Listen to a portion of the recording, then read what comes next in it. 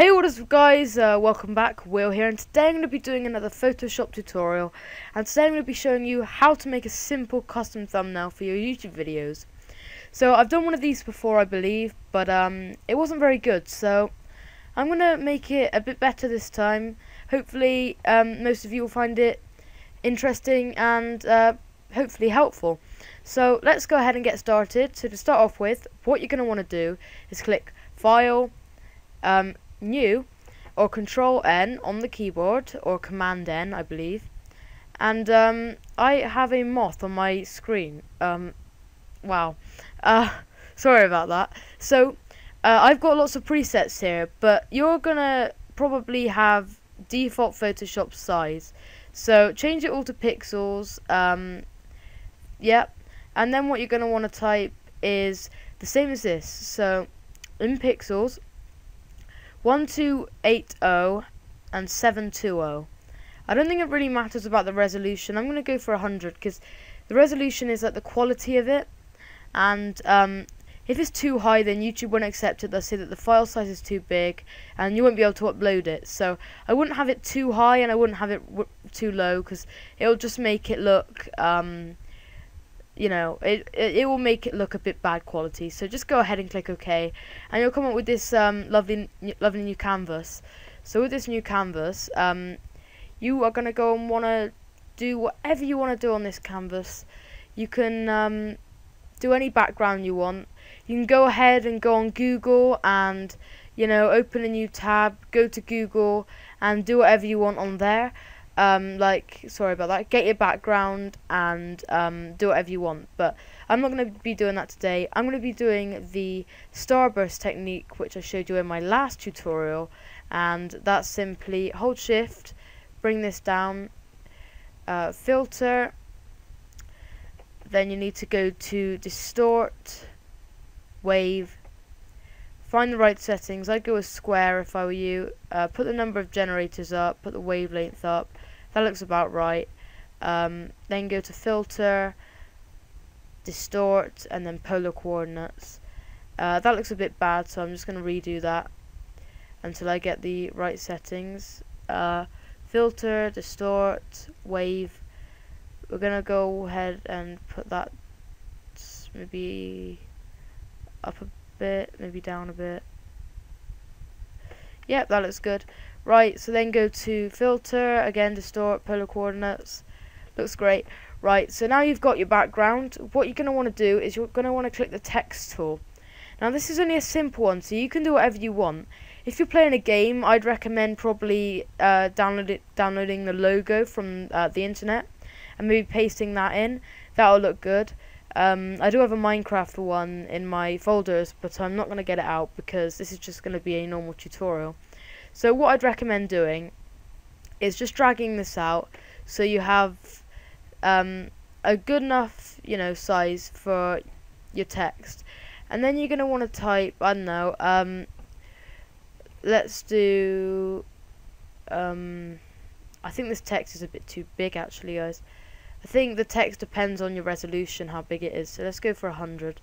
The font that I'm also using is Grow Bold, by the way, guys. I use that in most of the thumbnails.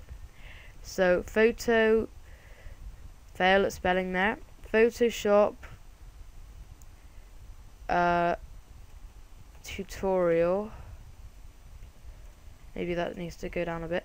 Yeah, there we go. So we already have the first text, but it's white, and you know, I like it white. If you have seen some of the thumbnails recently, I like white text, yeah. But the only problem with this, in my opinion, is he doesn't stand out at all. If you go onto a YouTube page and, you know, the videos are that big, you're gonna be like, I can't read that, you know.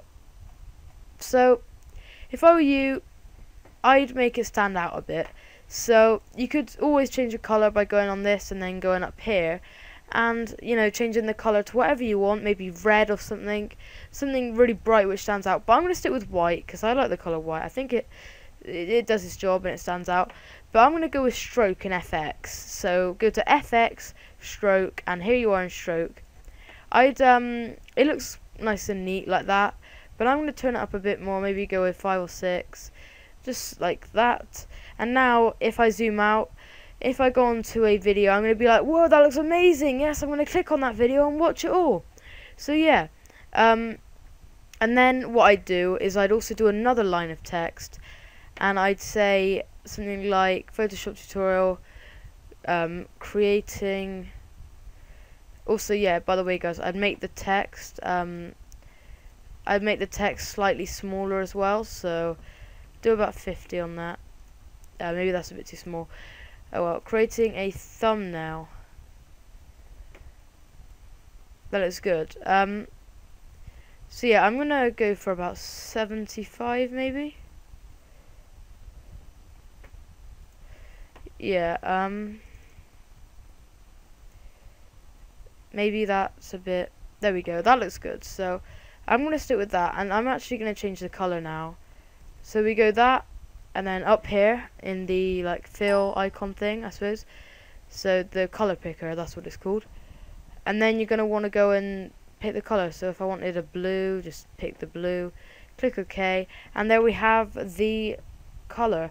And then again I go stroke, FX stroke, and I'm gonna make it about 4 this time.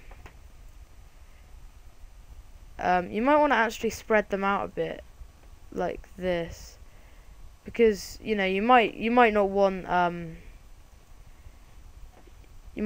it to just be all in one space. You might want it to like actually stand out a bit like that, which yeah, that looks good. But also another thing that you can do, this is only if you want to do it, sometimes it doesn't look that good, it may not look that good in this one, is you can, if I can find it right now, I don't know if I'll be able to find it, I think it's only if there it is. Right, so yeah, so you're going to want to edit it by double clicking this text icon and then going up to here, which is the create warp text, and then you get this, which is the warp text little box thing, and then you get a drop down menu and you can choose any of these. I normally choose arc, but then you could also choose lower arc and stuff like that, and then you can edit the bend in it. I'm not gonna actually make that much of a bend. That looks a bit